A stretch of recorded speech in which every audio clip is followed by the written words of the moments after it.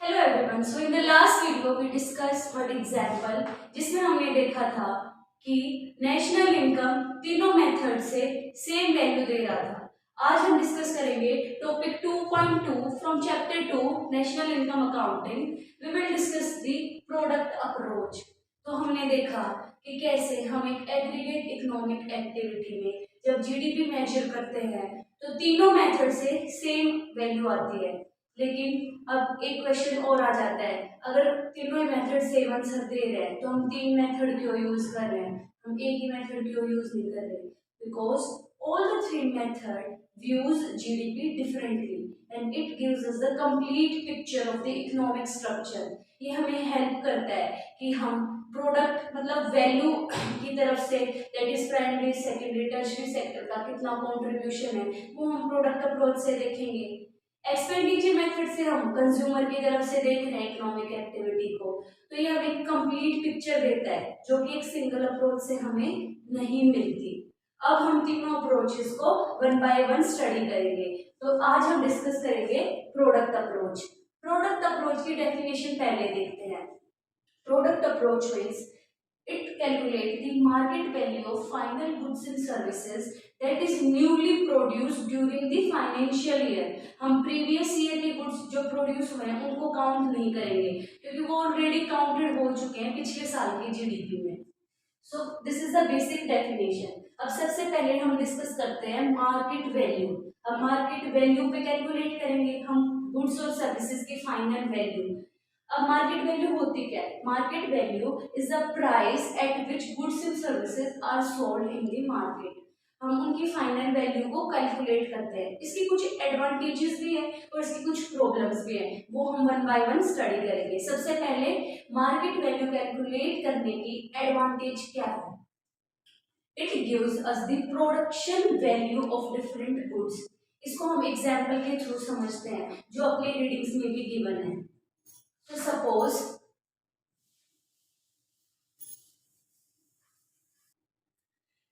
Market value calculate करने की सबसे पहली एडवांटेज हम देखते हैं।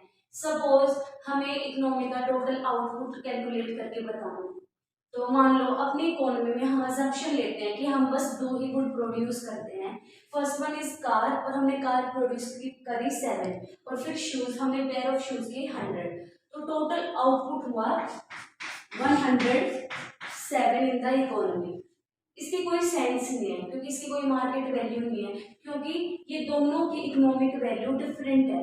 तो इस टोटल आउटपुट की इतनी सेंस नहीं, इसकी कोई रिलेटिव इकोनॉमिक इंपॉर्टेंस नहीं है।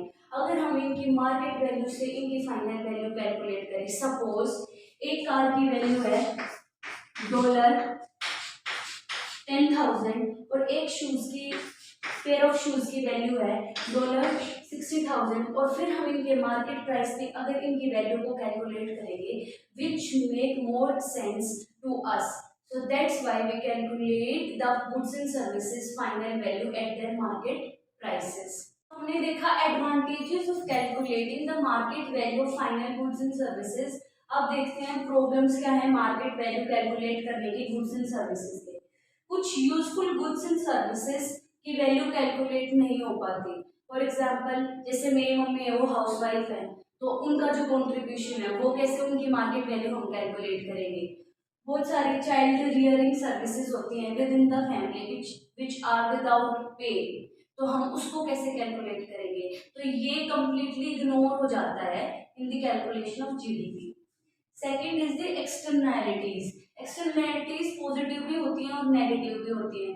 पॉजिटिव इन द सेंस कि जैसे हमें नेचर प्रोवाइड करता है सीनिक ब्यूटी, माउंटेन्स, बीचेस, उस चीज की हम क्या मतलब उस चीज को हम कैसे कैलकुलेट कर पाते हैं जीडीपी में। और नेगेटिव एक्सटर्नैलिटीज में आते हैं जैसे इंडस्ट्रीज विच क्रिएट्स पोल्यूशन, तो ये जो पोल्यूशन हमें फ्री में मिला है तो इस चीज को हम कैसे कैलकुलेट कर सकते हैं, तो कंप्लीटली इग्नोर होता है जीडीपी में।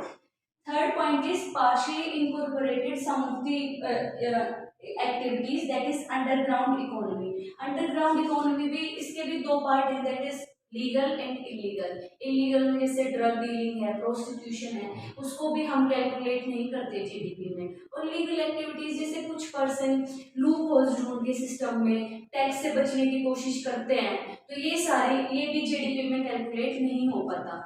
और one of the very important component जैसे कि value of services provided by the government, जो गवर्नमेंट सर्विस हमें प्रोवाइड करती है जैसे पब्लिक सर्विसेज, जैसे कि डिफेंस फैसिलिटीज, एजुकेशन फैसिलिटीज, अब इनकी वैल्यूज को कैसे कैलकुलेट करें, और ये बहुत इंपॉर्टेंट कंपोनेंट हो जाता है किसी भी नेशन के लिए। तो इसके लिए एक सोल्यूशन निकाला गया, दैट इज जो डिफेंस है, जो गवर्नमेंट को कॉस्ट लगेगी टू प्रोवाइड दैट डिफेंस, उसकी वैल्यू को कैलकुलेट करके एडअप कर देंगे जीडीपी में। और एजुकेशन में जो सैलरीज हम प्रोवाइड करते हैं एम्प्लॉइज को, टीचर्स को, और जो भी cost of manufacturing for the setup of the school या कुछ भी जो प्रोवाइड करवा रहे हैं हम किसी भी पर्टिकुलर स्कूल में, इंफ्रास्ट्रक्चर फैसिलिटीज, जो भी उस चीज में कॉस्ट लगेगी उस कॉस्ट को एडअप करके हम जीडीपी में कैलकुलेट कर लेते हैं। सो ये कुछ ड्रॉबैक्स थे मार्केट वैल्यू को कैलकुलेट करने में। प्रोडक्ट अप्रोच से हम newly produce goods and services की वैल्यू ही एडअप करते हैं टू डिटरमाइन दी जीडीपी। अब जो जैसे कि कोई हाउस है, अगर वो पिछले साल बना है तो इस साल की जीडीपी में हम उसको कैलकुलेट नहीं कर पाएंगे। लेकिन अगर वही हाउस अगर कोई रेंट पे लेने आता है और कोई किसी ब्रोकर के थ्रू वो रेंट पे लेता है, तो जो ब्रोकर की फीस है वो तो हम कैलकुलेट करेंगे, लेकिन जो वो हाउस है वो पिछले साल प्रोड्यूस मतलब जो पिछले साल कंस्ट्रक्ट हो चुका है तो वो ऑलरेडी पिछले साल की जीडीपी में कैलकुलेट हो चुका है, तो वहां से हम इसको कैलकुलेट नहीं करेंगे। Only newly produce goods and services excluding all the intermediate goods, all the purchases and sales of goods and services that are produced in previous year।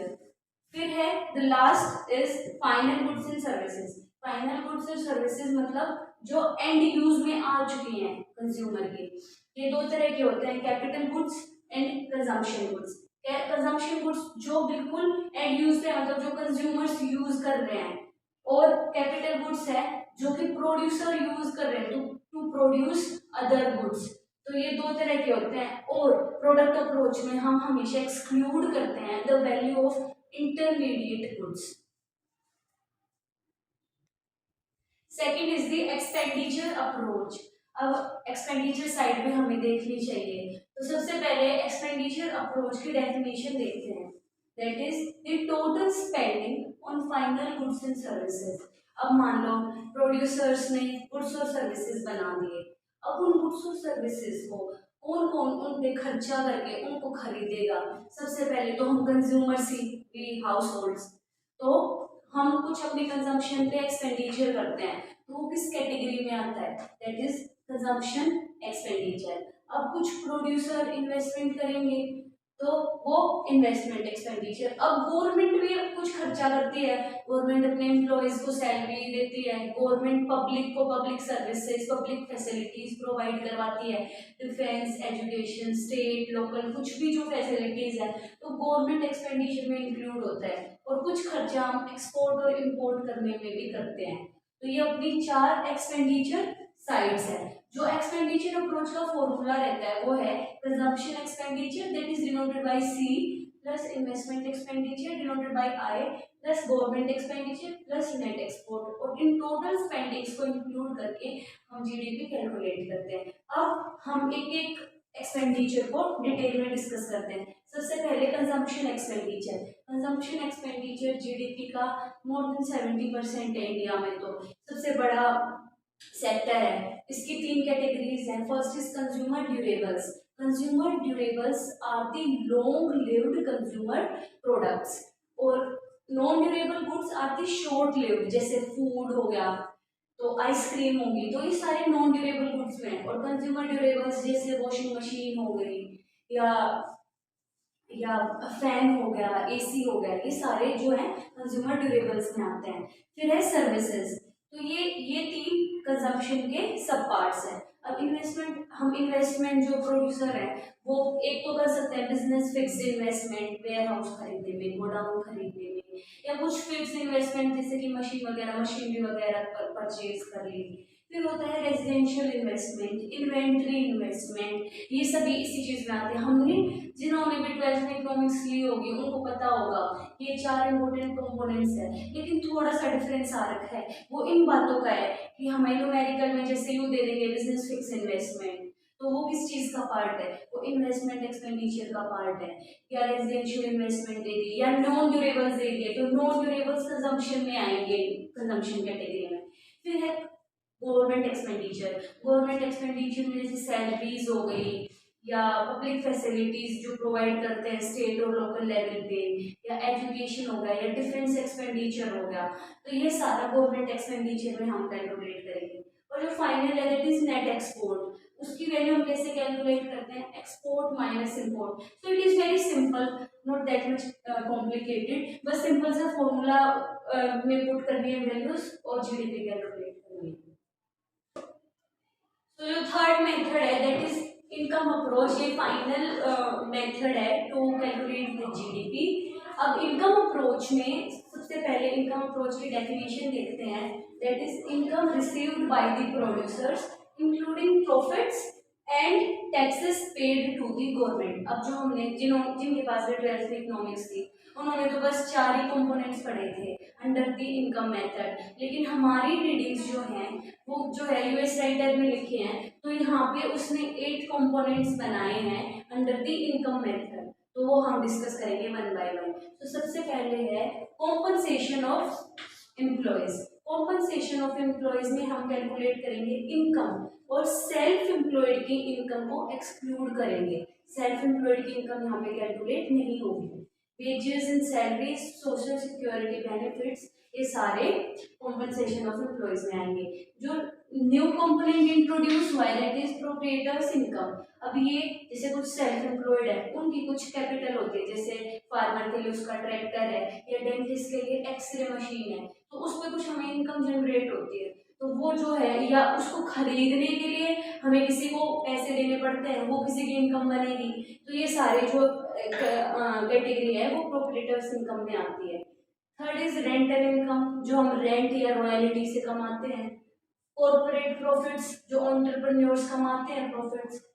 Then net interest, taxes on production and imports, जैसे excise duty होगा, custom duty होगा, जो हम government को pay करते हैं businesses, big business houses. Seventh is business transfers, business transfers जो कि बिजनेसमैन गवर्नमेंट को करते हैं या किसी इंडिविजुअल को करते हैं या किसी फॉरेनर को करते हैं। और जो लास्ट है that is current surplus of government enterprises. अब बहुत सारी ऐसी जैसे कंपनीज हैं वो गवर्नमेंट चलाती है, जैसे इंडियन रेलवे हो गया, और वहां से जो प्रॉफिट अर्न हो रहा है तो वो किसकी इनकम है, वो जो वहां से जो सरप्लस प्रोड्यूस हो रहा है वो भी तो गवर्नमेंट की इनकम है। तो ये सारे जो 8 कंपोनेंट्स हैं वो सारे हम कैलकुलेट करते हैं टू मेजर करते हैं टू कैलकुलेट द जीडीपी, और ये सारे इनकम अप्रोच के अंदर आते हैं।